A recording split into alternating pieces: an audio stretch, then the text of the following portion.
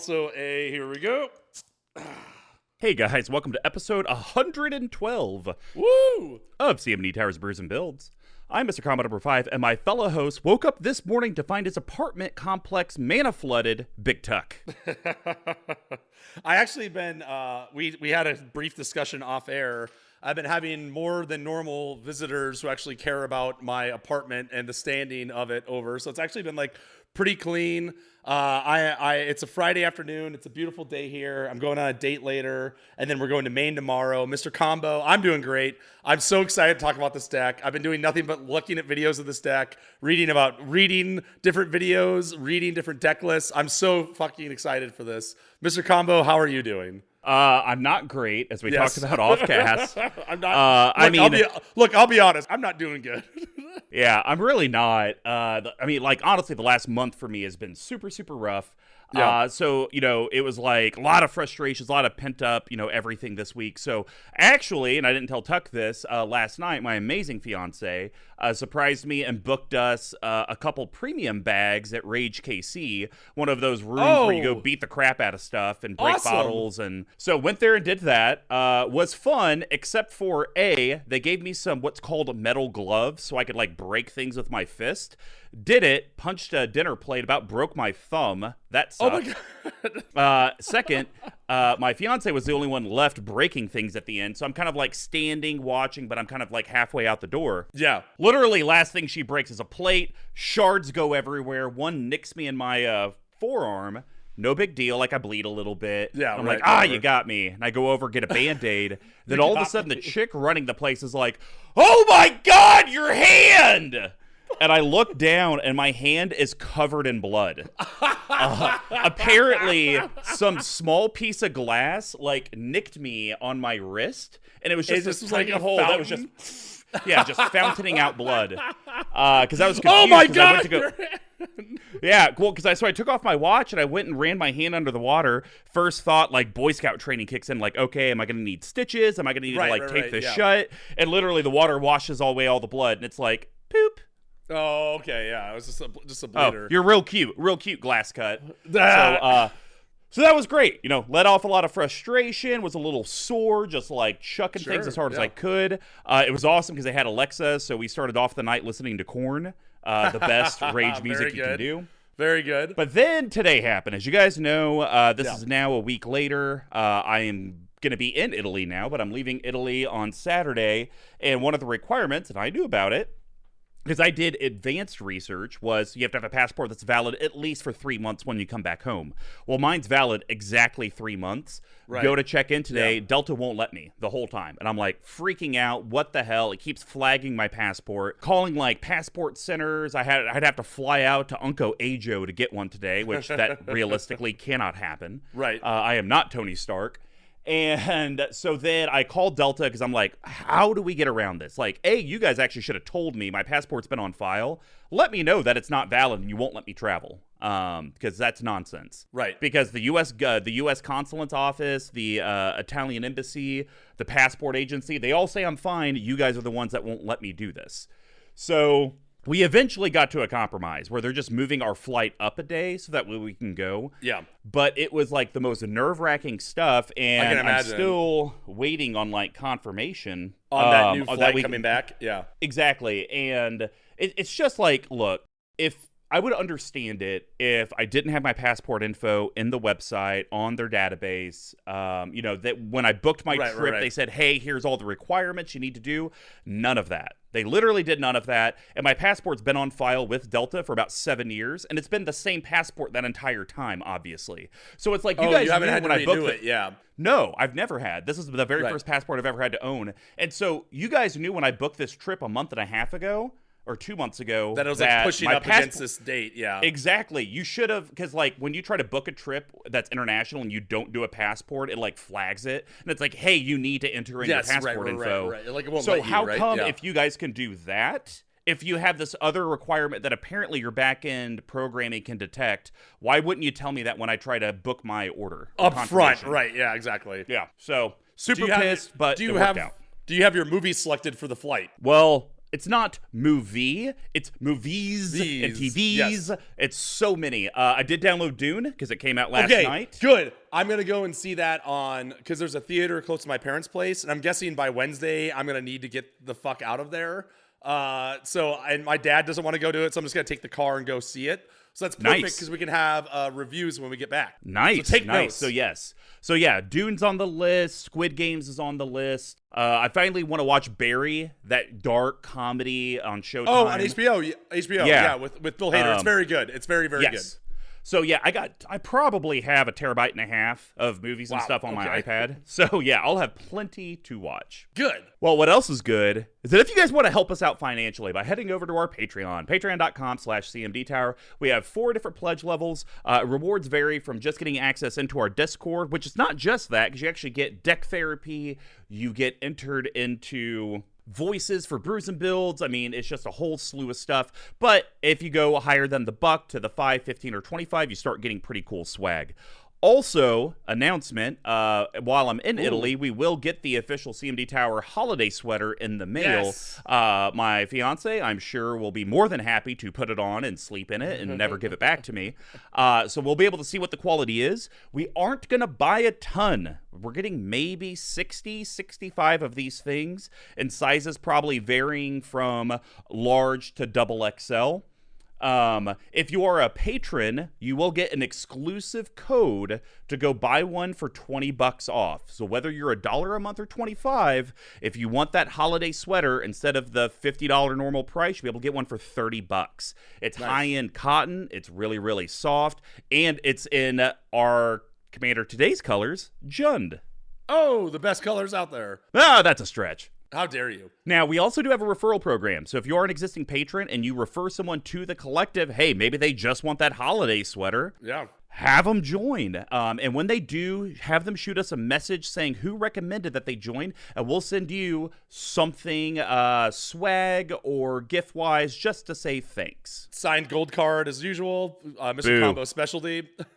Now, we do have a store, so you heard all of this. You don't want to join a patron. You're already a part of 39 others. But you do want to get that holiday sweater. You do want to get a playmat, whatever it is. Head over to cmdtower.com/merch. We do sell all of our stuff on there, but there are legal things that I can't talk about, or I would go in more details. Now, if you like this video and you like the audio, hit up @_tcoats. Tyler is our official audio and video editor for Brews and Builds moving forward. He's definitely upgraded the video portion from a glorified PowerPoint to something that's actually watchable. But we want you guys to subscribe. We need you to comment and let us know how we can improve the videos so that way we can put out what you guys actually want. Yeah.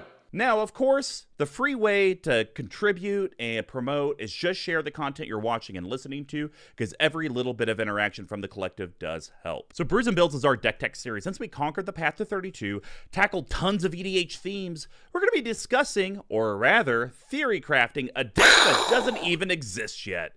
Each month will consist of new decks, and we correlate how these decks are constructed similar to how beer is brewed. So we broke it down to 4 different categories. The first one's ramp and setting your board state. That's grains. And grains are the foundation of a beer. They include both base malts and specialty malts, usually in a 60-40 ratio. This helps with the color, the taste, and most importantly, the alcohol content of the beer. Decks always need ways to grow, stabilize, and ramp into bigger threats. And just like a grain profile, they're usually a mix of staples and specialty cards. The next is how does your board interact with all of your opponents? We call that hops. And hops give the beer its patented bitterness and herbal floral flavors, grow in a variety of strands, and the lack of which help distinguish subcategories like this People's Porter from Foothills Brewing.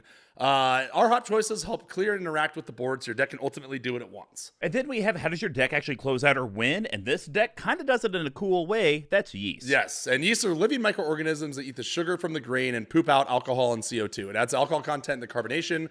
Without yeast, you'd be drinking flat sugar water, and without yeast cards, your deck wouldn't meet the goal of actually winning the game. And then we have shenanigans. These could be pet cards, alter the brutes, but it doesn't really work. That can be in the deck that are just kind of fun. We call that spice. And not every beer has them, but spices and other additives help separate a normal stock beer from a specialty one. It could be the pumpkin that turns an amber ale into a fall ale, or additional hops that turn an IPA into a double IPA. Not every deck has something that makes it pop, but if it does, this is where we generally talk about it. So without further ado, Let's get brewing. So for episode 3 of Theory Crafting, BigTuck obviously came to the new master of Jund, excuse me. He came to me to help him with Prosh, and now he's coming to me for this, which makes sense because he worships all the mana that I float. So with that, BigTuck, who are we doing today, my son? Yes, so this Jund deck, I really love Jund. I like the cards in there. I think they're great. They're 3 of my favorite colors. But I wanted to do something a little bit different. And I loved Mr. Combo's Sakuar, especially as a way to kind of be able to dictate me actually playing the Jund cards I already own with Prosh. Yep. So I like that. But I want to take it in a new direction. And Mr. Combo was going to let me do a couple commanders, and he was very kind not to completely derail them. And then I realized why he wasn't excited about them. So we finally landed on Yurlock of Scorch Thrash, a.k.a. Trogdor, which we'll get to in just a second. For a.k.a. it should say Scorch Trash. Yeah, Scorch, exactly. For 1 colorless in Jund, that's a black, a red, and a green, you have a legendary creature, Vyashino Shaman, with Vigilance. But really what you're playing this card for is the following text. A player losing unspent mana causes that player to lose that much life. So we're bringing back in Mana Burn, baby. It's incredible. He is a 4/4. He's a rare. And the etched foil, the most premium version of him that you can get, is 76 cents. He also has 1 colorless tap. Each player adds a black, a red, and a green. And there's a little bit of flavor text here. And this is from Pesmilla, Memetian Poet, and she sounds a little something like this. The gifts of John never come without a price. So this is the little snippet that I sent over to Mr. Combo to kind of help me think through this. I thought Mr. Combo would have some very good takes on this because I feel like this is kind of his style of game. It's his style of playing. So I feel like this commander got a little brush under the rug, and there's so many different things that he does. As mentioned, Jund is my favorite color pairing. I think that Yurlock, aka Trogdor, has a real unique play style and win condition. We're ready to burninate the countryside and also burninate the peasants. I don't really have a deck that plays this way or this sort of style, so something a little less creature heavy and a little more control focused sounds like a blast. So the way I see the deck is this way, is start with group hug, mana growth, and a lot of land drops. So we want all players to have piles of lands and mana to use, hopefully to overtap and leave some mana lying around. And then I wrote dictate the flow of lands and tapping and tapping out and all that stuff, but really I want this deck, and after doing a lot of more research, I want this deck to be not stacks because I don't want to restrict anyone from doing anything. I just want them to pay the piper in one way or another for trying to cast their decks, either by taking damage. That's kind of what stacks is. But stacks just flat out prevents you from untapping. It prevents you from playing lands. Propaganda is considered stacks. And yeah, you can't attack. And here you can always attack. You can always play lands. You can always play creatures, but you have to pay a little bit of the toll troll for it. And then finally, we want to go into the most important part, which is the burninate. Now that there are piles of lands being tapped and untapped, forced, encouraged, otherwise, it's time to bring the pain train. We're going to be burning for tapped lands, burning for untapped lands, burning for playing cards, and hopefully drive life totals down very quickly and very aggressively. So, Mr. Combo, I know you've never seen this commander IRL or watched videos on them, have you? Nope. What did you think going into this? Well, so this was a commander that everyone got super excited for when it was previewed and when Commander Legends came out. That excitement quickly died. I don't know why. Like that. I never heard of, the deck actually didn't play how we thought it would. It was just, holy crap, I need to build this, and then no one did. No one did it. So I thought that was interesting. I mean, this is like a different way to do Jund. It's sort of like when we talk about Gruul, how Ruach Thar's one end and Wart the Raid Mother? Wart is on the other end. Right. I definitely feel like this is on one end of the spectrum of how the deck flows versus Prosh, which is the other end. Correct, yeah, for sure. You know, from a... where I kind of struggle with Yurlock is... how mean it is? No, it actually seems like some sort of a rattlesnake type card. Yes. To where people are going to be seeing you set up on the table, and it's like Yurlock is just there in the command zone, and it's like, when does it come? When is it going to happen? Oh my gosh. It's so, to me, with a rattlesnake commander, like once it hits, people are like, kill it on sight. Those decks seem to be a challenge just because you're always the focus and the target. And with the way that this deck wants to go with giving everyone extra mana because you're trying to burn them for it, it's like, well, now you're giving them technically extra resources to get rid of Yurlock. So that's where he's a bit of a rattlesnake, to where once he hits and you do your thing, everyone's going to feel it. But I don't know how often he's actually going to sit. And maybe that's why you don't see Yurlock decks running around in the wild.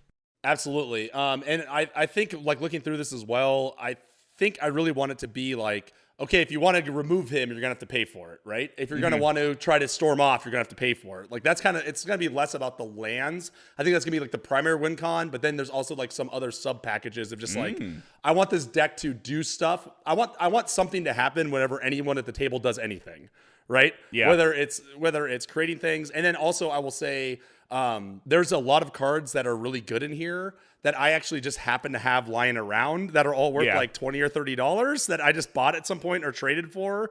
So that's really exciting there. But yeah, I'm really pumped about this. I'm also worried that this deck is going to be too mean, and I'll probably play it once or twice and never play it again.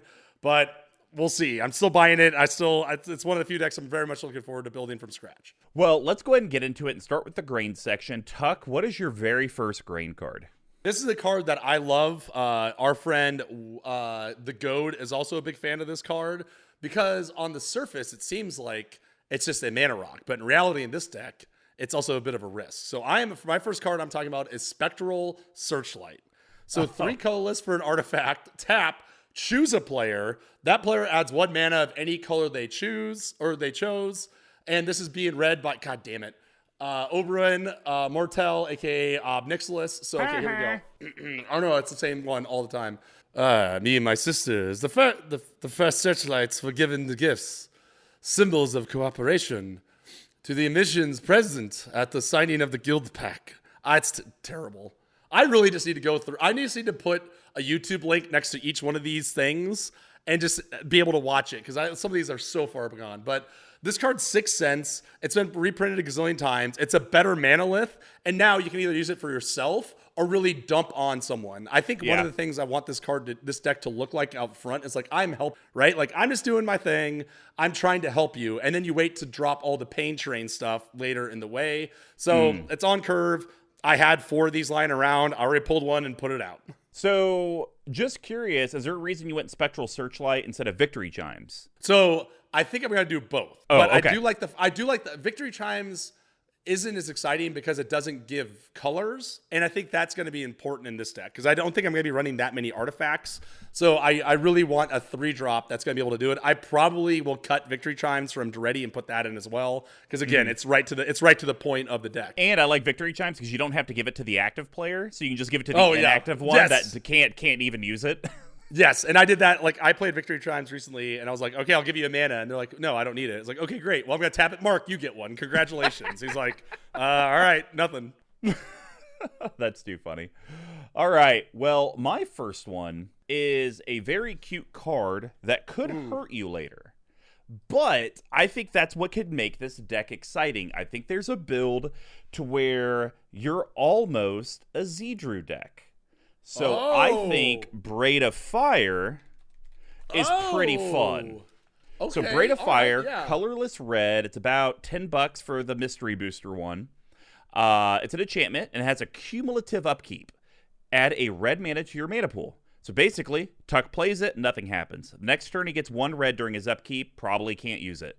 The next turn, he gets 2 red, 3 red, 4 red. So the nice thing is that even if you get this out and you have Yurlock, you're not getting hurt that bad. Plus, I see you building Yurlock to where you'll have mana dumps for when you have extra. 100%, yes. So I don't Braid of Fire. I think at most it might end up doing a few points of damage to you, but I don't think it'll be a big deal. But just imagine being able to give this away to one of your opponents potentially, and it has 10 or 11, and they don't have mana sinks in their deck. And it's like, hey, take 11. How do you like that? Absolutely. And there is a little bit of flavor text on there, which is, this is a bad one for you. Marquesa of the Black Rose, which is the female version of Jareth from the Labyrinth movie, a.k.a. female David Bowie. So just like very, To a trained mind, the cold is but momentary distraction. I have Love no it. idea what I'm doing. I'm I like floating it. around like an infant. We're all losing our minds. We all go a little crazy down here. All right, so my next one is one of my favorite enchantment cards. It used to be really expensive, but now it has been bottomed out because I guess it's been reprinted a lot of times. But we want people to make people to make it feel good. We're going to be generating a lot of mana, so we might be running out of cards. So I think Rites of Flourishing is really going to push our deck and other people into being incentivized to play their cards. So 2 colorless and a green for an enchantment. At the beginning of each player's draw step, that player draws an additional card, and then each player may pay an additional land on each of their turns. So this is, and there's also a little bit of flavor text here by Vicon, 11th Company Battle Mage, who's Hannibal Lecter. Hello, Mr. Combo. Have you ever thought to dance and bring forth the coil? It's an umbilical to Gaia herself, fattening us with the earth's richest bounty. I can't do it. Well, Tuck went real hot. This is actually one of mine as well. It's an amazing card. Rites of Flourishing is great for this deck. It lures your opponents into that false sense of security. Mm-hmm. I completely agree. And I think one problem that this deck is going to have is like, because there's so much mana, we're going to be running out our hands very quickly. And also because of some things, maybe in the hot section, our opponents might be running out of cards quickly as well. Well, my last one is a pretty I don't know why it's so expensive. I mean, maybe it's played in like Historic or Modern or Pioneer. But I think it's great. It's going to allow only you to play additional lands on your turns. Because I think another thing you want to do with Yurlock, people obviously reading the commander are going to see what your gimmick is. Correct. But I don't think you want it to literally be every single thing. Like, sometimes it throws me off when someone in a Planeswalker deck runs something that's not a Planeswalker, like synergy. And it's like, well, why are you doing that? So I think Wayward Swordtooth is a good card for this deck. But it'll kind of throw the scent off a little bit. Right, 2 colorless green, creature dinosaur. It's a rare. It's a 5/5. It has Ascend, so you get the City's Blessing if you have 10 or more permanents, and you have it for the rest of the game. You can play an additional land on each of your turns, and it can only attack or block if you have the City's Blessing. So I look at this as it gives you a 5/5. It's early in the game. You're getting additional land drops. It's going to get you to that Ascend. And it's going to allow you to progress, hopefully, quicker than your opponents, because I could see the perfect build of this deck. You being able to ramp out 50% quicker than them, getting your lockout and those extra things, and before they even have a chance to, like, tutor or get their commander out, it's like, I'm already taking 8 damage, or I'm already taking 3 damage. Like, this sucks. I completely agree. And Swordtooth, I think, is just one of those cards that it's only been printed once, and I think people just pick it up for the extra land clause. And do you kind of see this as being like throwing out the set and being like, oh, it's actually a landfall deck, and I'm just playing it in Jund because this like commander flood. I like that a lot, because then they're like, okay, we're waiting for the Avengers Zendikar, we're waiting for Scape Shift, we're waiting for these sort of things, right? And you're such a good politicker to where you could kind of create random bullshit to convince people. Be like, guys, this is really like, it's a landfall deck. Like, yes, I'm trying to give you guys like way more lands and make you tap it, but it's not about lands making 5 mana. Right. It's just single lands. That's all I'm doing, bro. Hell yeah, I love it. I need to get one of these guys. I'll be going to the eBay store immediately after this podcast for sure. Well, Tuck, why don't you round it out with your last one? Yes. So this is another one that looks good. And something I like about this card is it's kind of good at a lot of different varietals of the time of the deck. Magus of the Vineyard is a very cheap, effective way of doing this thing. So it's a 1/1 creature human wizard Harry for 1 green, about $4. And it says at the beginning of each player's pre-combat main phase, that player adds 2 green. And it's like, we haven't seen this many voices in a long time. It's Centaur Druid, who's Bruce Wayne. So, yeah, I don't know. The Batman, he's been battered and beaten by years of salt and claw. He never ceased to walk and to seed. I mean, only now, some sort of psychopath in this time of rebirth, would his seeds take root. So I like this card because I think it kind of works in a lot of different ways. Like, you can plop it down early, and this is going to accelerate you quickly into your answers. But also, once you kind of have the board set up, because it's a 1-drop, and it does something immediately towards this mana pool that we're going in. I think it's got a lot of utility in between rounds and in between the different phases of the game. Yeah, the only thing I worry about it is that all of The your 1/1. well, that, and all of your opponents are going to get the effect before you. Sure, yeah. And that could be a big deal, because you could play it like, oh, Birds of Paradise, cool. And then someone's Right, like, oh, right. sweet, land, I'm fucking just accelerate. So Right, yeah, quick you now, can't yeah, deal I with just it. cast my commander on turn 3. Right. Yeah, or turn 1. Because you're giving them 2 mana. Oh, they're like, okay, well, I was already going to play Soul Ring into Arcade Signet into a land, and now I can do anything else. Yep. So that's the only thing that scares risk, me about this. Just because we're in a 4-player game. Right. 1v1, I think you have a little bit less risk of them just winning right. on the spot. But I think it does fit your deck, and it's like this or Birds of Paradise. This actually does what you want. Yeah, and so when I'm building this deck, I think you bring up a great point. I'm being very cognizant of that. So a lot of the builds I see, you're like everything. You run every card that gives everyone mana at once, but then you're like, yeah, but if you don't have anything, they're just gonna storm off, right? Or like God help you if you're playing an X deck or something, right? Oh yeah, which we'll get to in a bit. Oh. Well, that's gonna wrap up the grain section. Now we're gonna head over to the hot profile, and I'll kick this off with a card Tuck is gonna laugh at. It technically should be a spice, but it synergizes with a grain, and I think there's other cards like I talked about. I think there's a build of this similar to a Z-Drew, so I think you should put in Harmless Offering. 2 colorless red, sorcery. Target opponent gains control of target permanent you control. It has the cutest little cat on there, and I do have some flavor text. And I like my little bitty baby cats, even though this one's got a little snaky tail. And this is hashtag suck it Dovin. Dovin's the worst. The mumble coach from Waterboy.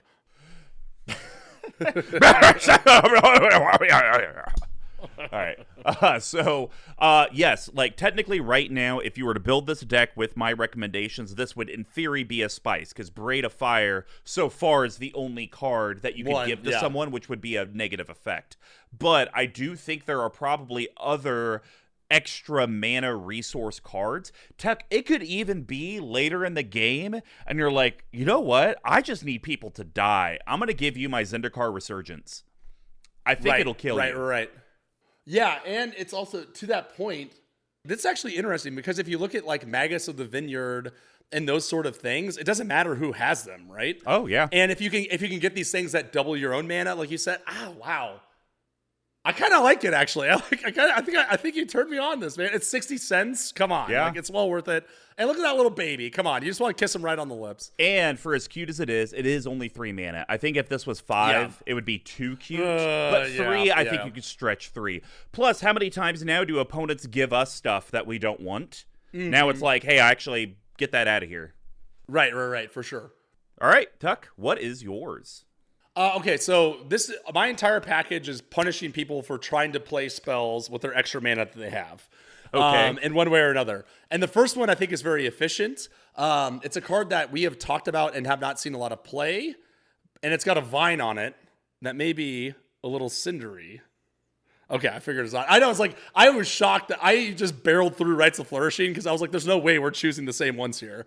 But Cinder Vines has a lot of utility in this deck. So it's Gruul, a red and a green for an enchantment. Whenever an opponent casts a non-creature spell, it deals 1 damage to that player. And then for 1 colorless, sacrifice it, destroy target artifact or enchantment. Cinder Vines deals 2 damage to that permanent's controller. So I like this for a lot of reasons. One, it's going to de-incentivize people for using that extra mana to like storm off and cast 4 spells in a row. Sure. Even though it's drips and drabs, sticks and stones, those sort of things, it's going to add up over time, I think. I also like the fact that you can sack it and then also destroy the target artifact or enchantment. Like, that's some good utility if you need it. But I've noticed that like a lot of good cards in here are enchantments, right? A lot of things that deal with lands and that sort of thing. So the fact that this is doing, a Hull Breach-ish effect and it's an enchantment. I'm not talking about them here because they're kind of boring, but I'm going to play cards where it's like when you play an enchantment, draw a card. Enchantments sort of matter just because there's so many that are good for this sort of build. And for this, being 2 mana, has a lot of effect in it. Yeah, I mean, I think this is one of those playgroup dependent cards. If you're in that Battlecruiser playgroup, this probably isn't going to do anything. Yeah, right.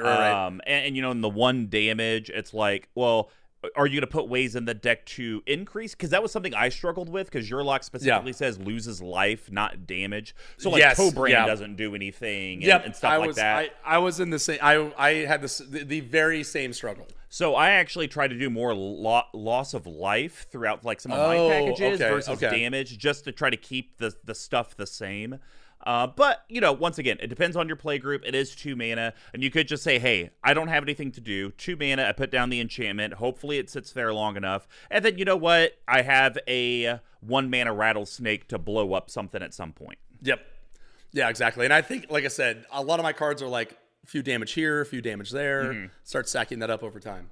All right, what is your second one? My next one is I needed to get you a Propaganda or Ghostly Prison in Jund. Okay. So we are talking about Edgar Allan Poe's favorite card, Revenge of the Ravens.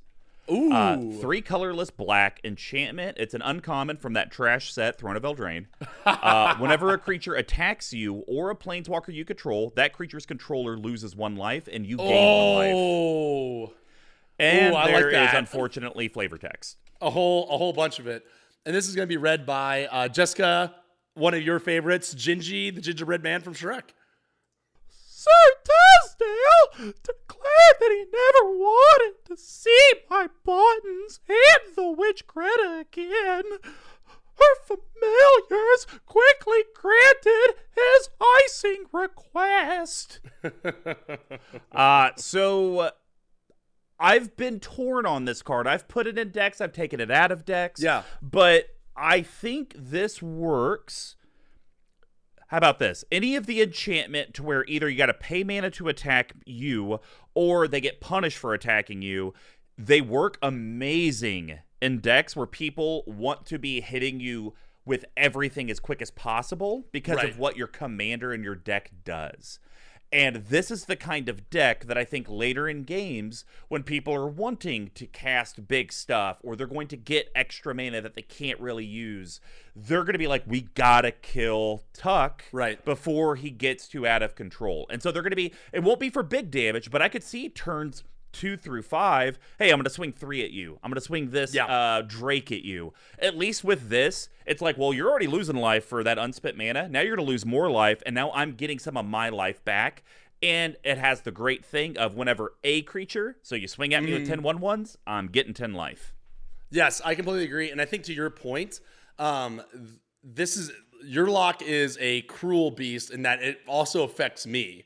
So I see that this deck is like all of our life totals are just going to be plummeting down together, right? And just anything that I can get it up, it's going to be really worth its weight in gold. Yeah, I totally agree. I mean, if you can get some incidental life gain throughout the game, just doing what you need to do, I think this is a great inclusion. And plus, 36 cents, you probably have 2 or 3 sitting in your box. And we also now have already mentioned Throne of Eldraine, so here you go. Put it on the chart. Put it on the bingo. All right, Tuck, what's your next one? So the one I want to talk about is I think this deck is going to die quickly to being attacked often.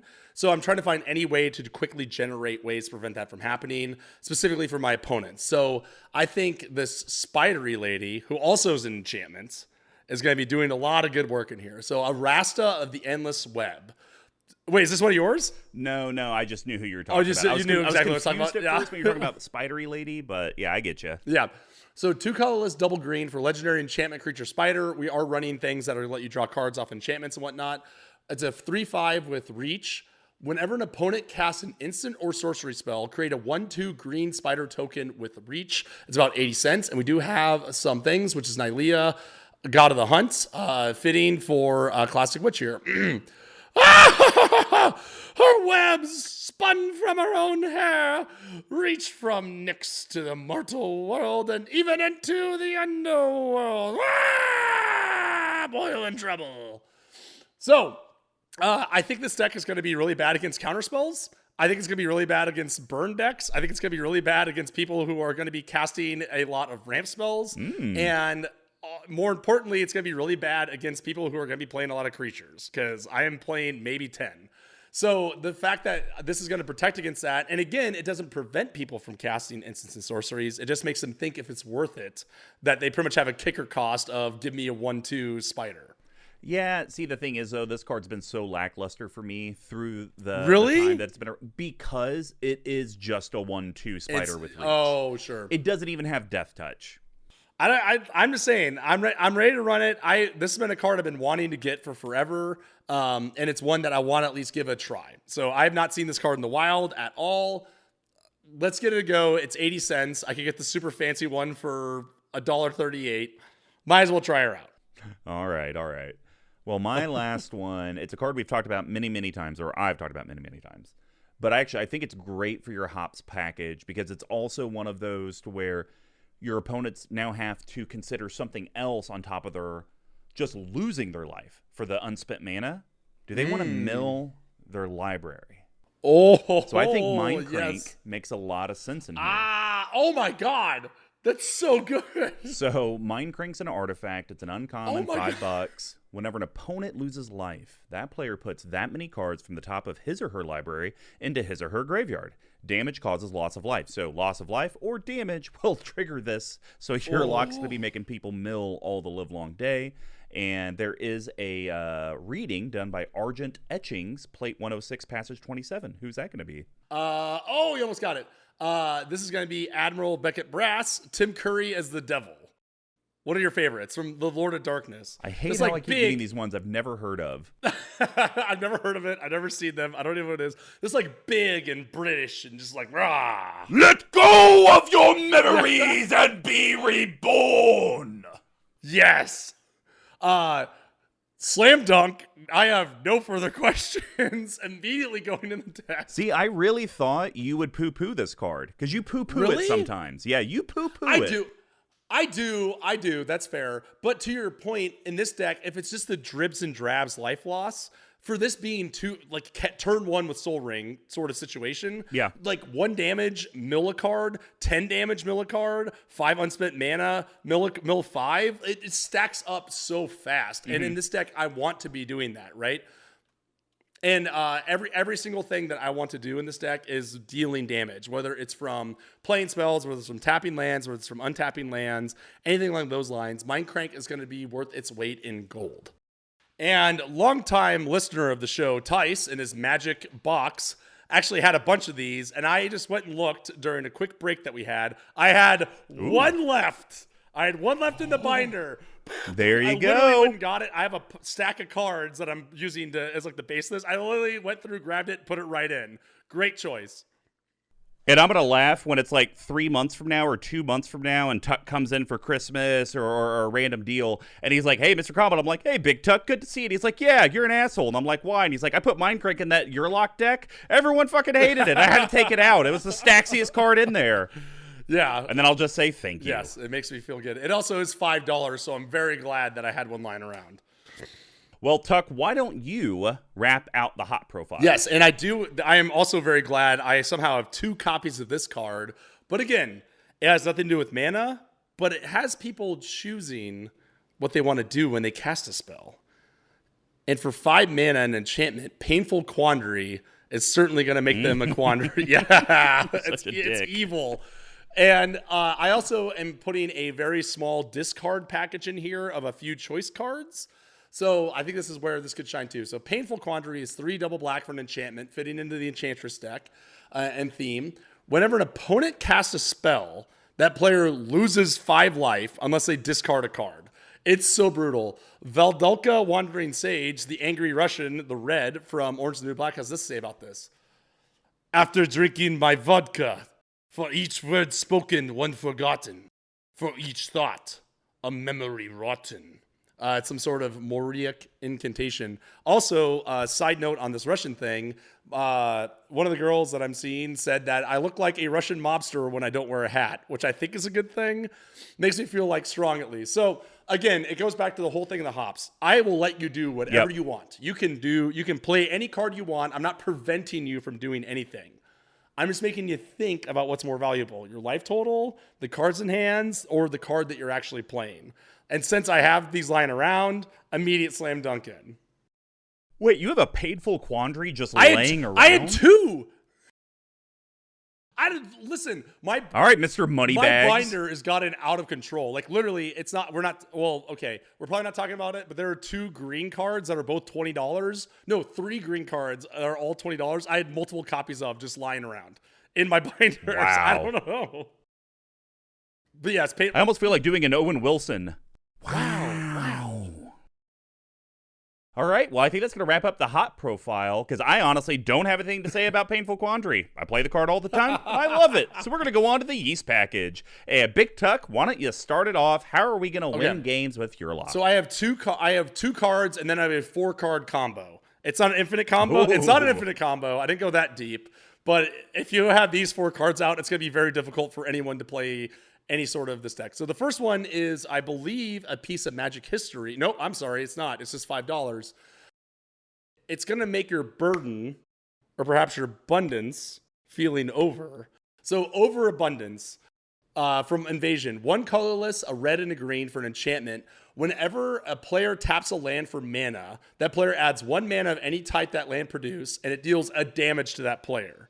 So again, they're going to want to just be able to cast their cards. They're going to take damage no matter what, just for tapping lands. And then if they don't play their cards right, they're also going to take damage from Yurlock.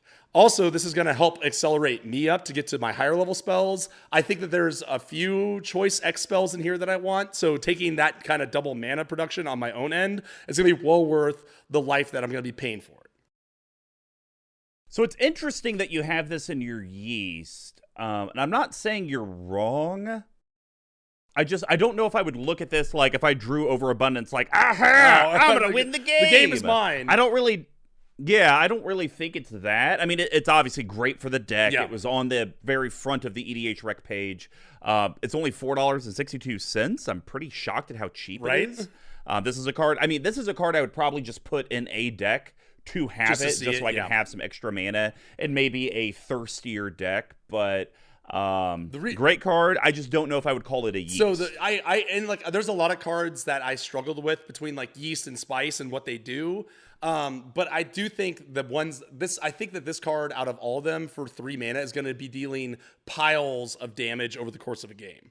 And to me, that's why I think that life total is going to start plummeting when people start getting greedy, and that's how that's going to end up being that yeast card. But it is difficult, right? Because there's a world that this is really could be a hops or a grain, because it's de-incentivizing people from tapping lands, right?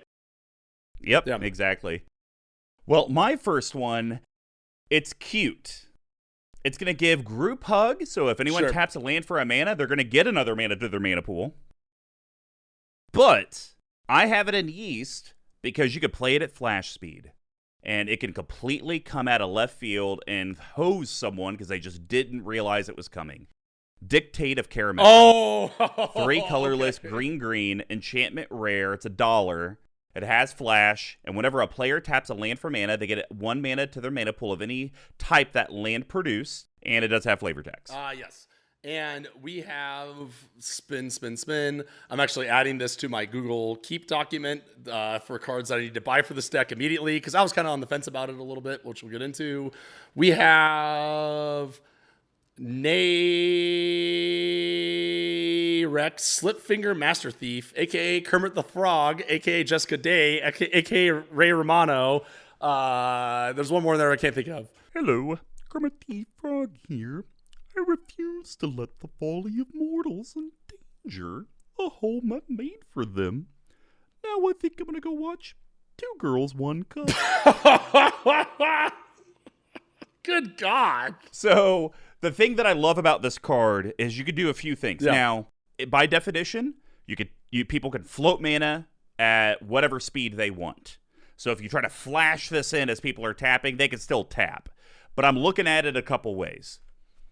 This could be a rattlesnake card where it's like, I feel like they're about to go off. Flash this in at the beginning of their turn, and they're like, oh shit, I got to tap out all my mana because I don't have enough to be like using all my extra, so I better tap out. Boom, I made you tap out, and you're probably still going to get burned for some damage. Then you get your normal thing like you do with your whatever the hell that was, overabundance, now it's, Sure, hey, you're right. producing extra mana and now you're going to get hit it. But I like that flash aspect because I think that could potentially just kill someone. Right. Because they wouldn't see it They coming. don't see it coming for sure. And when I like that it's in flash because I might have other stuff that's going to be dealing damage, and I don't want to tap any of my lands right now, right? I want to wait, or I can ways to generate mana. Now I can wait, punish someone, and then on my turn, it's like I'm going to blast you for something humongous that you don't even know I had, right? Yep. Yeah, I like it, and it's only $1. So yeah, Yep. easy buy. And if it doesn't work in this deck, you have probably another deck you could slave. we're gonna figure it out. All right, Tuck, what's your next one? So I feel remiss if we don't talk about this guy here. It's one of the cards that had a huge price spike after this card got previewed, and has since completely settled out. I had one of these. I gave it away in a bulk binder, but you're about to feel the pain. It might be coming not from a temple, not from the Ohio University, but perhaps from the Citadel. We're talking Citadel of Pain. Slam dunk. It's like the easiest number 1 card to put in the deck. 2 colorless and a red for an enchantment. At the beginning of each player's end step, it deals X damage to that player, where X is the number of untapped lands they control. And there is some flavor text on here being read by our old pal, the missus of the show, Ailey, High Princess, Alanis Morissette. Battle is our religion. This fortress is our temple. By Latula Kilden Overseer. This card skyrocketed to like $15 and has since finally settled back down to $3 for an uncommon from Prophecy, where it's like Ristic Study and et al. Are the ones to look for. So, hey, don't cast any spells. Doesn't matter to me. But you're going to you can either take mana from Mana Burn, because I'm making all your mana tap for double or perhaps triple, or you just have to take it from the untapped lands. What's it matter to you? And it's an enchantment. Yeah. I mean, it's good. I would like everyone to take note today. This is October 22nd, 2022. A roughly 4:11 p.m. Central Standard Time. BigTuck has literally gone back-to-back staples for Yurlock, where he gives me shit when I put cards in decks. And he's like, oh, well, of course you'd put that in there. So here I am trying to stretch it, trying to find these reaches that are interesting to talk about. And he's like, oh yeah, Citadel of Pain. It's like the number 1 card on EDH Rec. I said, jumped up a whole lot when Yurlock came out. You dick. I've given you credit for every single one that you've put in here. I appreciate that. And now I'm not giving you credit. I'm berating you so that way you step it up for next time.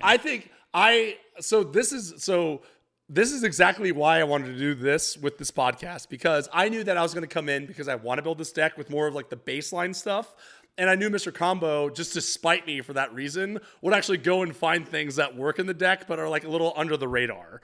So like I said, I'm glad that it's working out perfectly. My plans are coming to complete fruition. Well, Citadel of Pain's obviously a great card.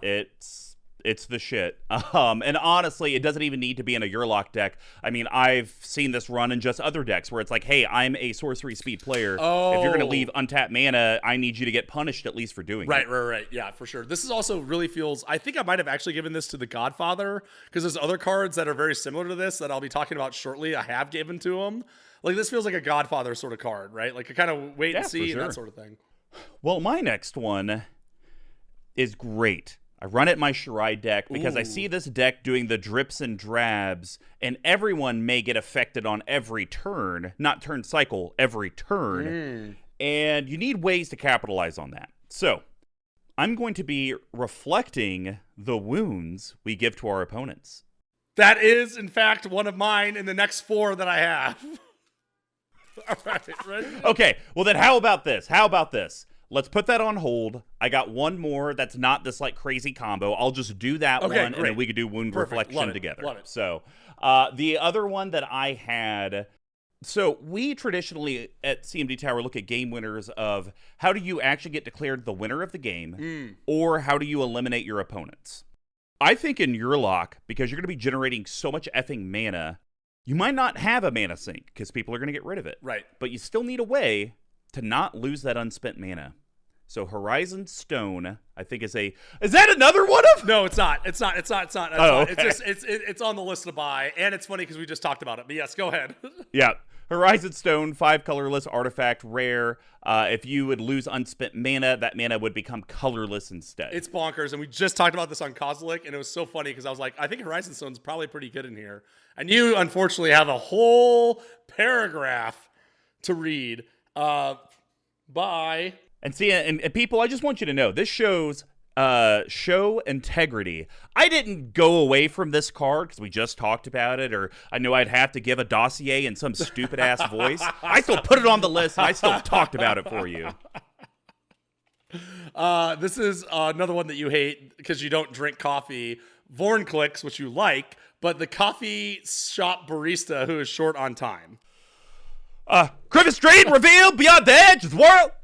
Curious picked up woke to find it, followed him from dream. Fucking quit!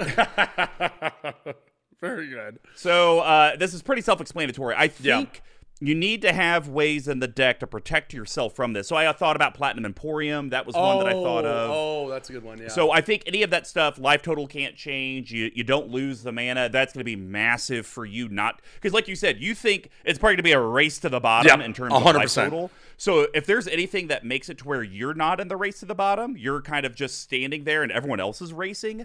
That's a yes to me because it's still winning you the game. It's just doing it in a different way. Correct. Yes, I completely agree. I think this is like a slam dunk one. Also fitting, it came out in Commander Legends. You have the full art, right? Where it doesn't have any of the flavor text. It's very clean. Yeah. That's the one I want. That's the one I'm going to. I usually just dump everything into TCG Player and take the cheapest, but I think this is one that actually I want the full art one out of. There you go. Okay. Well, Tuck, let's do your 4-card combo. Yes. Because that's your last yeast. So let's start with the card that I agree with you, Wound Reflection, which for me is the tail end of this train of a nightmare. So I will. What do you want to do? This is your pick. Do you want to read it or do you want to do the accent? So I'll read the card. Okay. I'll read the card. I'll do the flavor text because you have 3 others you're going to have to correct. do. So this is Wound Reflection, 5 colorless black enchantment. It's a rare. The latest version is in Double Masters. You get it for about $6. Yep. Not bad. It is expensive mana-wise, but at the beginning of each end step, each opponent loses life equal to the life they've lost this turn. Ooh. Damage is also a cause of loss of life. Yes. And I got text. And this is your Academy researcher, Sarah Goldfarb from Requiem for a Dream, the crazy old cracked out woman. Another movie that you've never seen. Yeah, but I remember... The greater the suffering, the sweeter the taste. Yes, not bad. Yeah, so I think Wound Reflection in and of itself is just like an insanely strong card in here, right? Like, you're going to get the extra mana to play this out turn 4 or 5, and people are going to start just getting pounded by it. Plus, it stacks in with your Mind Crank tech that I love. Yep. So that's like the ass end of this whole rigmarole I'm doing. So... Okay. The one I'm starting with is one that I knew that I had, but I'm 90% sure I gave it to the Godfather because it was in gold. It was in white border. So now I have to pay the fucking piper on this one. Ankh of Mishra. So 2 colorless for an artifact. Whenever a land enters the battlefield under anyone's control, it deals 2 damage to that land's controller. And there's a little bit of flavor text here, which is Koth of the Hammer, the high voice Jack Canadian from Grown Ups. Hey, how you doing? Well, I'm sorry to be bothering you, ladies. I'm from Saskatoon. Tano's finally cracked the puzzle. That crazy bastard. The strange structures do not have Mishra's malevolent creations, you hear? But they themselves were fish and chips with vinegar on it, or fish with vinegar on it. I'm Mr. Bevers. There you go. That's how all Canadian people just sound to me. So the funny thing before you go into that though, did you recently watch Grown Ups? Because I felt like you were quoting. That's yes, because it's come up like twice, and when I had to explain this to someone about like how I can't do voices, so I was like, one of the harder ones is, and like that's what he says, like, oh hey there, ladies. Oh, where are you from? Oh yeah, there, ladies. Yeah, where are you from? Oh, I'm from Saskatoon. You know. So yes, I'm very familiar with it. Obviously, this 2-drop you can put out turn 1. We're gonna start dealing that damage, right? But it's not enough to just deal 2 damage for a land. Okay. You need a little bit more than that, right? So why not 4 damage for a land? and then I gain 2 life. Sure. Right? So another card that I happen to have 2 copies lying around of for some reason, Polluted Bonds. So this is very similar to the Painful Quandary. 3 colors, double black for an enchantment on Shadowmoor, about $30. Whenever a land enters the battlefield under an opponent's control, that player loses 2 life and you gain 2 life.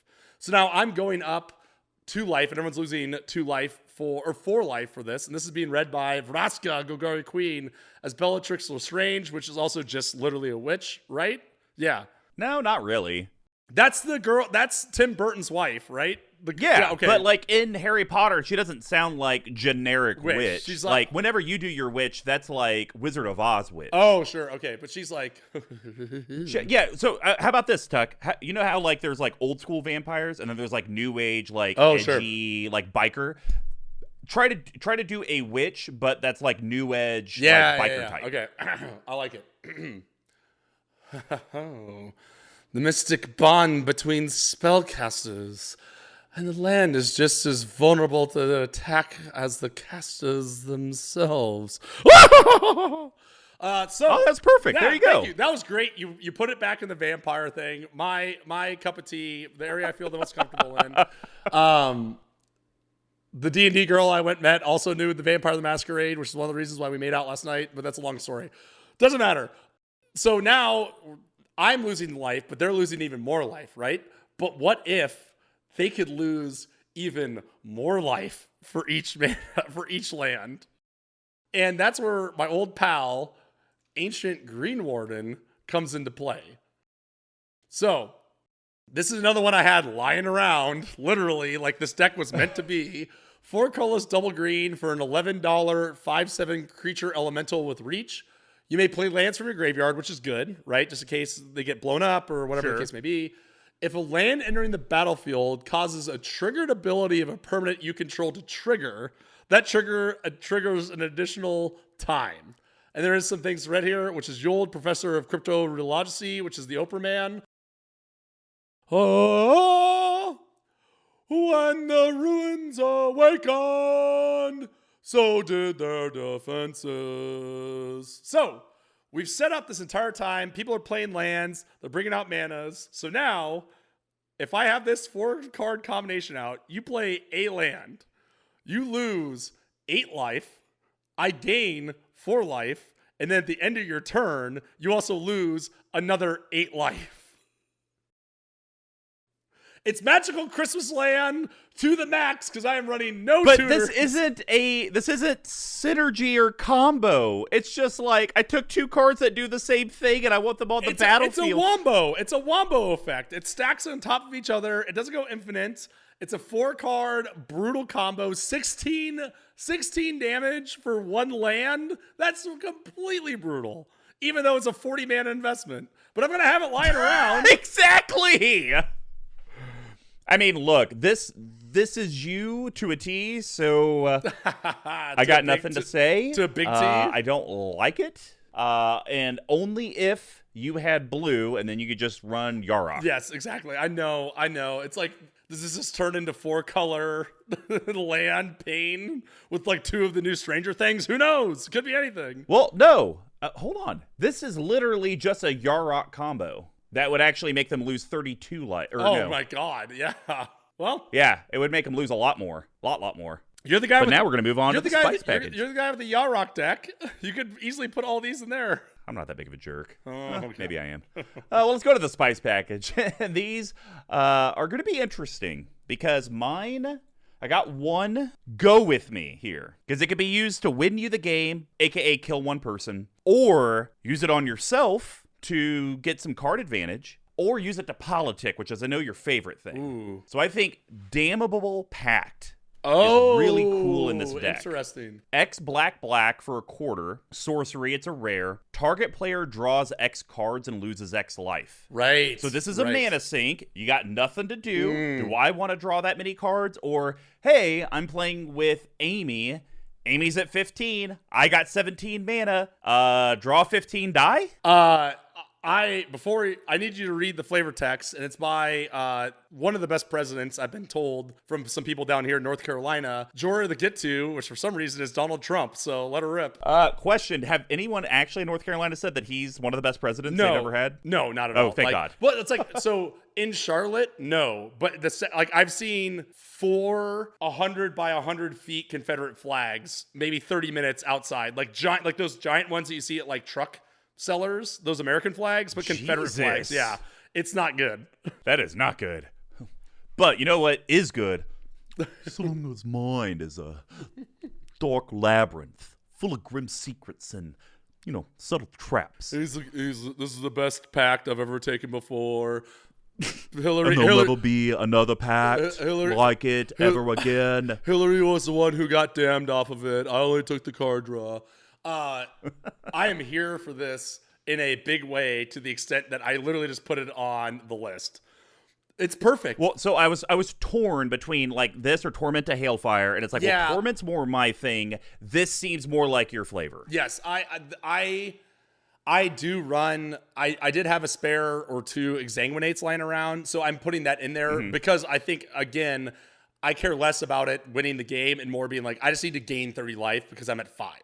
And I have all this mana lying around. I like it. I like it. That's a mana sink. I think that's going to be really important. And mine is also a mana sink. That's even more me because it's even less utility. It doesn't do anything. And I'm like 90% sure this card is not going to do anything anytime I play it.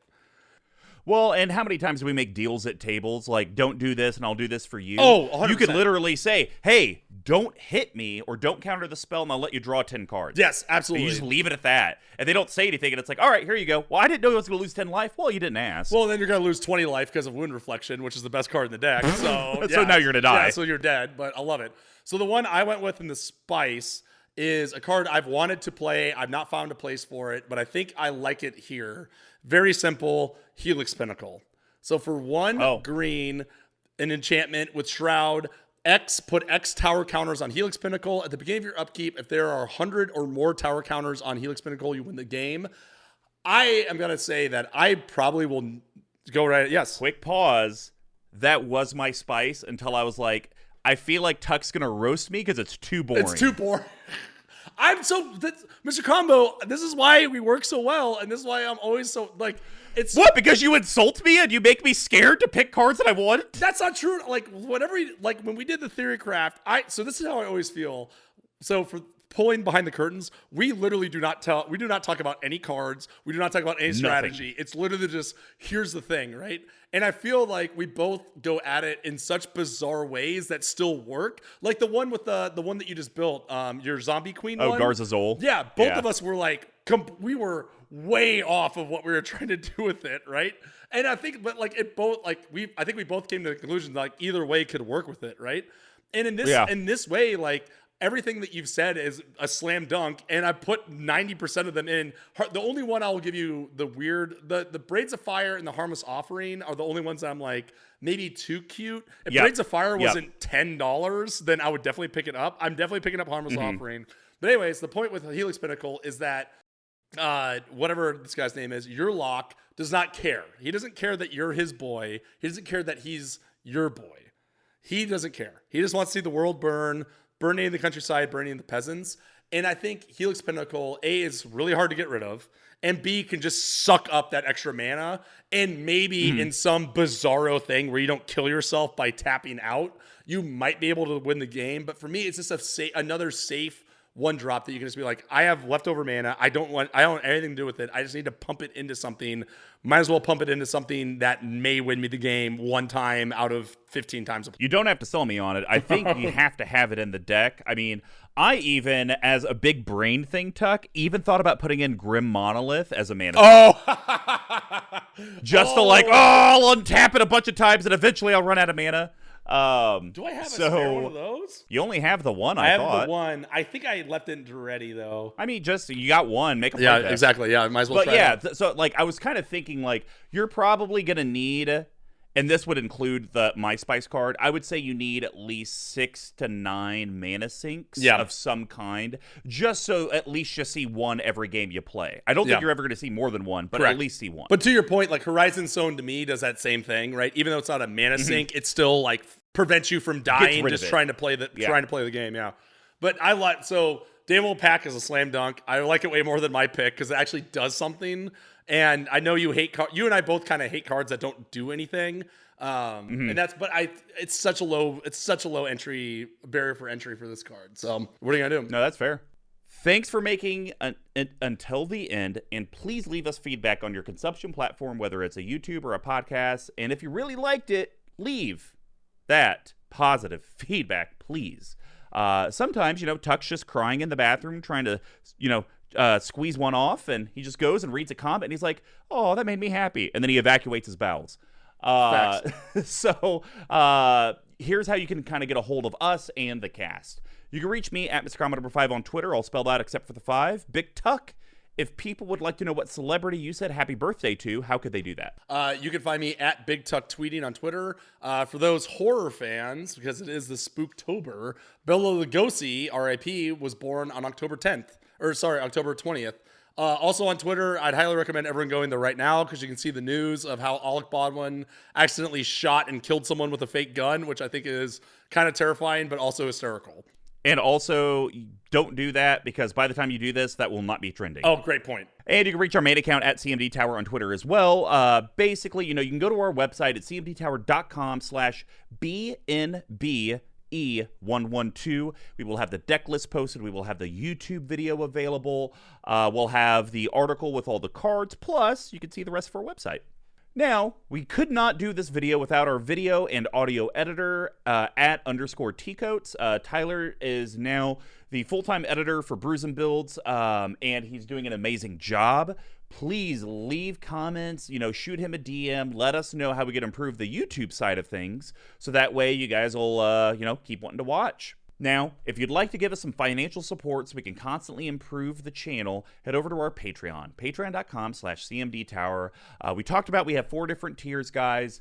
And one of the big things that we're kind of talking about is we're creating this Jund CMD Tower sweater. Hopefully the sample unit will arrive at my place sometime this week that you guys are listening to this. And we will be able to get full delivery before Christmas, so you have time to wear it for the holiday season. If you're a patron, it's only $30. If you're a non-patron, it's $50. So I think if we do the math, join for $1 or even $5, and you can save $20 on the sweater. Yeah. Plus, you're now part of an amazing community. So please go out and join. Now, if you are an existing patron and you would like to refer a friend or family member over to the collective, have them let us know when they join on Patreon. We get so many people that join and we find out months later that they're actually friends with someone and they were recommended and we were never told. If you refer someone to the channel, doesn't matter what tier they are, we're going to do something for you. Could be signing gold bordered cards. It could be some free swag. Hell, I might even do a sweater. So far, Lemony Lennings is the only one who's taken advantage of it, and I'm looking to be taken advantage of. Yes, as always. And then finally, if you guys can't do a patron, whether it's personal reasons, maybe you're already a part of too many communities, maybe your significant other said if you spend $1 more on magic, anything, I will leave you. Then we do have a store that you could very secretly buy things from. cmdtower.com/merch. That's where you can find all the branded and created CMD Tower swag and products. Please go buy them. Go get it out. We're almost done selling our regular CMD Tower playmat. Ooh, nice. Going to be getting a new one coming soon. But the reason I'm pointing that out is if you guys like the OG playmat, eventually that will become patron only and only available when you first sign up. So if you've been listening and you've been wanting a playmat and just haven't pulled the trigger, you need to do it soon because eventually you're not going to be able to have the opportunity to get one. Now, BigTuck, theory crafting Yurlock of Scorch Thrash or Trash. Did this go the way that you wanted? Did this open up any avenues you hadn't thought of? 2 thumbs up. You had some phenomenal picks, especially in the hops, the yeast, and the spice. All are great. I think that this deck is going to be one that I am going to build it. I'm just worried that I will play it once and realize that it is way too mean or strong for what I'm trying to accomplish, and I'm worried that's going to sit next to Prosh. But we shall see. We shall see. I think there's ways to like potentially tone it down or whatever to make it a little bit more fair. I think the fact that you're going to have so few creatures in the deck, I don't think you need to worry about it. You don't I think there's so? going to be a Okay. lot of games where you just get killed. And Tuck, I think to this point, because if you end up building this, there'll be 2 theory crafts in a row that actually got created IRL. Yeah. Because the last one we did was Garzazol. And that deck hasn't won yet. I haven't been able to do the thing yet, but I'm still going to play it and I'm still going to keep it together because I think that's the point of these theory crafts. They are a challenge. Right. And it's going to take time to let that theory turn in to A craft. What's it go from? No, it goes from a theory or a hypotenuse. Hypothesis. Hypothesis, theory. I'm trying to think of the scientific process. Hold on. I know theory's in there, and then eventually it gets to like findings, and then you go to like Oh, here we are. test Okay. results or All something. right. Okay. Observation, question, theory, research topic area, hypothesis, test with experiment, analyze data, and then it turns into a report conclusion. And then it goes back into itself. So we've done the theory. You're going to go through it. Eventually, you'll be able to see your data results. And Oh. then, what do we need to do? And then it kind of gets retooled. Right. I think the thing that you're going to get lucky, though, is that your commander, there's a lot of side to side that you can do with it. Garzazol, I had one path. So Right. it's like, I'm doing the one, and that's it. We'll figure it out. I'm going to order cards for this deck and also my other theory craft, the Lonus the Cryptologist, the clue deck. So we will have nice. 4 running around potentially. Well, guys, this is the end of the episode. And as one would say in Tuscany, Vede vice.